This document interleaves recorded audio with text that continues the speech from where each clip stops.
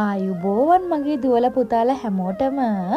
ඔන්න ඉතින් අජින උපේක්ෂා ඩාන්සින් මගේ YouTube channel එක හරහා ඔයාලට අද මම කතා කරන්න බලාපොරොත්තු වෙන්නේ ಭಾರತೀಯ නර්තන සම්ප්‍රදායන් අතර විශේෂ තැනක් හිමි වෙන මණිපුරි නර්තන සම්ප්‍රදාය ගැන.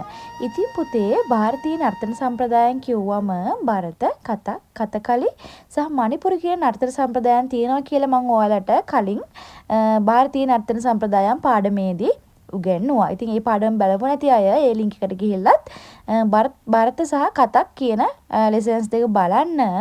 ඔන්න ඉතින් අද මම ඔයාලට මණිපුරි නර්තන සම්ප්‍රදාය පිළිබඳව ඉතාමත් පැහැදිලි හැඳින්වීමක් කරන්න තමයි මේ සූදානම් වෙන්නේ. ඉතාම මටසිලිටු නම්‍යශීලීත්වයකින් යුතු ලාස්‍ය අංග චලන භාවිතයක් දක්නට ලැබෙන මණිපුරි නර්තන සම්ප්‍රදාය පුතේ උත්තර ಭಾರತೀಯ ඊසාන දිග ಭಾರತයේ මණිපුරි ප්‍රාන්තයේ ප්‍රභවය ලැබපු නර්තන සම්ප්‍රදායක්. ඉතින් පුතේ උත්තර ಭಾರತೀಯ නර්තන සම්ප්‍රදායක් විදිහට තමයි මේ මණිපුරි නර්තන සම්ප්‍රදාය සැලකෙන්නේ. ඉතින් මෙම නර්තන සම්ප්‍රදාය සම්පූර්ණයෙන්ම ආගමික හා සමාජීය පසුබිමක් මත තමයි ගොඩ නැගිලා තියෙන්නේ. ඉතින් පුතේ මණිපුරි දේශීය බිහිවීම පිළිබඳත් ඉතාමත් රසවත් කතා පුවත් තියෙනවා. ඒ අතරින් දෙකක් ප්‍රධාන වෙනවා.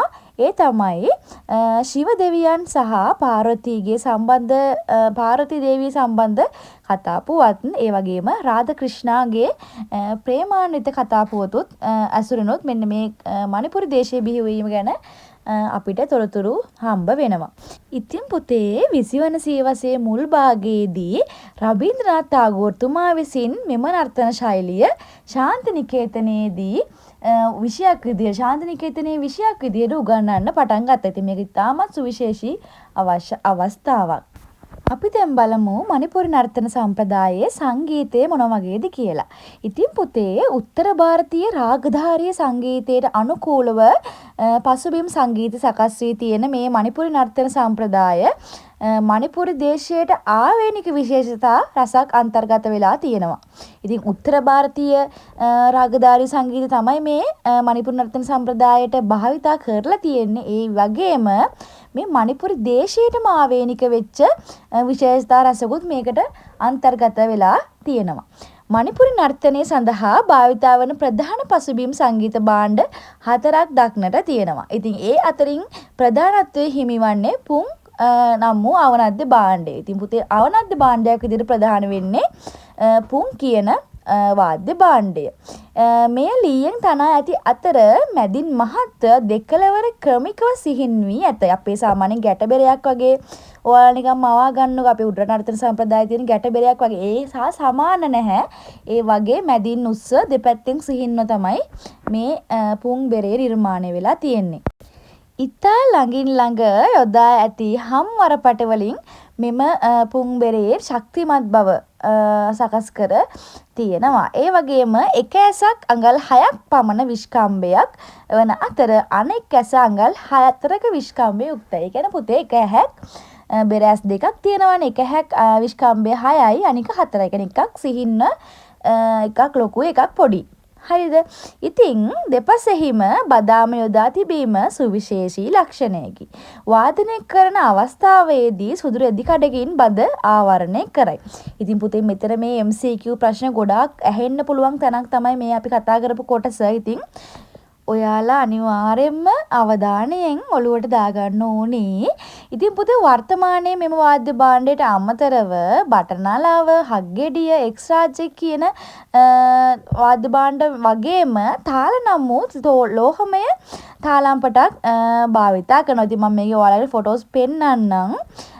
දේවාලවල ගැයෙන ස්ත්‍රෝත් සඳහා පේනා නම් වූ තත්වාද්‍ය භාණ්ඩය භාවිතා කරනවා. ඉතින් මේ රූප සටහන වල තියෙන පුං බෙරය, එක්ස්රාජ්‍යක, බටනලාව, පේනා එක, හක්ගෙඩිය සහ ලෝහමය තාලම්පට. අපි දැන් කතා කරමු මණිපුරි නර්තන සම්ප්‍රදායේ රංග වස්ත්‍රාභරණ කොහොමද නිර්මාණය වෙලා තියෙන්නේ කියලා. ඉතින් පුතේ කාන්තා රංග වස්ත්‍රාභරණ යටතේ රාධා සහ ගෝපිකාවන් තමයි ඉන්නේ.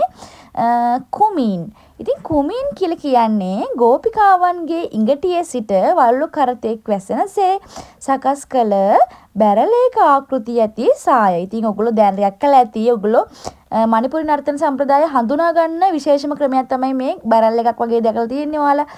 දැක්කම අපි දන්නවා ඒ මණිපුරි නර්තන සම්ප්‍රදාය කියලා. හරිද? මතක තියාගන්න මණිපුරි නර්තන සම්ප්‍රදාය තමයි ඒකට අපි කියන්නේ කුමීන් කියලා. ඒ බැරල් එකක් වගේ එකක් තියෙන්නේ. මෙය රන් රිදී නූලෙන් අලංකාර මෝස්තර සහිතව ගෙත්තම් කර ඇත. තනින් තන පළඟු කැට හා තුනී කණ්ණාඩි කැබලි අල්ලා දිස්නය හා චමත්කාරය ලබා දී ඇත. පොෂ්වාන් කියන්නේ පුතේ කුමීන් ඇඳුමට උඩින් විනිවිද පේන ලෙස අඳින සුදු පැහැති දුහුල් රෙද්දකින් මහන ලබන කෙටි සාය. අර බැරල් එක දිගටම තියෙනවා. ඊට පස්සේ කෙටි සාය තමයි පුතේ පොෂ්වාන් එක කියලා කියන්නේ.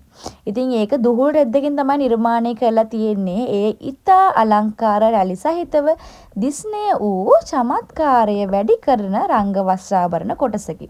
ඉතින් කුමීන් එක ඇඳලා ඊට පස්සේ තමයි මේ පොෂ්වාන් එක දාන්නේ.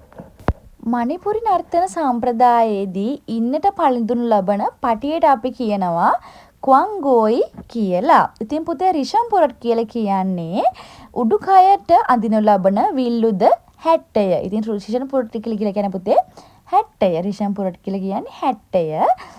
ඉතින් මෙය රතු, කළු හෝ කොළ පැහැති තද වර්ණයන්ගෙන් සැකසී ඇත.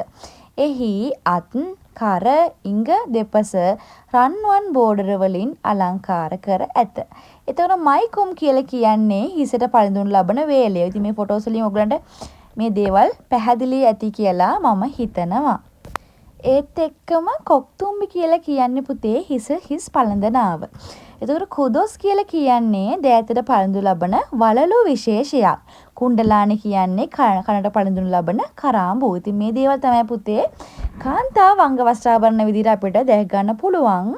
ඒත් එක්කම අපේ ක්‍රිෂ්ණගේ චරිතයේ විදිහට දැක්වෙන පිරිමි රංග වස්ත්‍රාභරණ විදිහට දෝතියක් අඳිනවා. ඒ වගේම මකුට පළඳනාව එහෙම නැත්නම් චූරා කියලා කියනවා. ඊට අමතරව කුදොස් කියන රංග වස්ත්‍රාභරණ තමයි අපිට ක්‍රිෂ්ණගේ චරිතයේදී නැත්නම් පිරිමි රංග වස්ත්‍රාභරණ විදිහට දැක ගන්න පුළුවන්. ඉතින් පුතේ මං හිතනවා ඔයාලට මණිපුර නර්තන සම්ප්‍රදාය පිළිබඳව ඉතාමත් පැහැදිලි වෙන්න ඇති කියලා. ඉතින් මේ මණිමැණික් පිරිච්ච දේශය කොහොමද මේ මණිපුරි දේශය හැදුනේ කියන එක ගැන දැන් අපි කිව්වනේ රාධාකෘෂ්ණගේ කතාවක් තියෙනවා, ශිව පාර්වතී කතාවක් තියෙනවා කියලා. ඉතින් මේ වගේ දේවල් පිළිබඳව සවිස්තරාත්මක විස්තරයක් දැනගන්න ඕනේ නම් ඔයාලට පුළුවන් අපේ ඔන්ලයින් ඩාන්සින් ක්ලාස් එකට සම්බන්ධ වෙන්න. ඉතින් බලංගොඩ පැල්මඩුල්ල අවට අයට නම් අපේ ෆිසිකල් ක්ලාස් එකට සම්බන්ධ වෙන්නත් පුළුවන්. ලංකාව කොහේ හිටියත් ඔයාලට ඔන්න අපේ ඔන්ලයින් ඩාන්සින් ක්ලාස් එකට සම්බන්ධ වෙලා මේ සියලුම පාඩම් ඉතාමත් සවිස්තරාත්මකව ඉගෙන ගන්න පුළුවන්. ඉතින් ආසාවෙන් විෂය ඉගෙන ගන්න ඔයාලට මම ඉතාමත් ආදරෙන් ආරාධනා කරනවා අපේ YouTube channel එකට රැඳී සිටින්න. ඒ වගේම අපේ ඔන්ලයින් ක්ලාස් එකට join වෙන්න කියලා. ඉතින් ඔයාලා තාමත් අපේ YouTube channel එක subscribe කරලා නැත්නම් අනිවාර්යයෙන්ම subscribe කරලා යාළුවන්ටත් share කරන්න. ඉතින් ඔයාලට මේ වගේ ඉදිරියේදී අවශ්‍ය පාඩම් comment එකක් දාන්න අනිවාර්යයෙන්ම මුංචි පැටව ඔයාලට මම මේ හැම lesson එකක්ම ඉතාමත් සරලව මේ වගේම ගේන්න බලාපොරොත්තු වෙමින් ඉන්නවා. එහෙනම් ගිහින් එන්නම්.